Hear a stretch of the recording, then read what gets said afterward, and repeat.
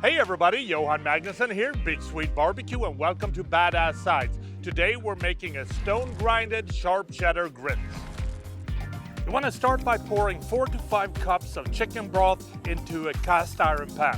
Then you want to set the burners to high and bring the chicken broth to a boil. When you got a good boil going, add 1 garlic clove finely minced. And then you want to slowly stir in 1 cup of old-fashioned Stoneground White Grits. Now it's time to reduce the heat to moderately low, and then you want to cook, stirring frequently until the grits are tender. This will take about 20 minutes. When the grits are tender, you want to add 2 tablespoons of heavy cream and stir. Then it's time to add butter, and we're going to add about 4 tablespoons of unsalted butter.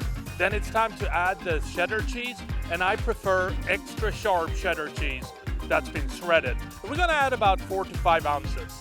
Now you want to stir this thoroughly, and last but not least, we're going to season with a little bit of coarse black pepper, and then the finishing touch, a little bit of smoked sea salt. And that is how you make this badass side dish, stone-grinded sharp cheddar grits. Happy grilling.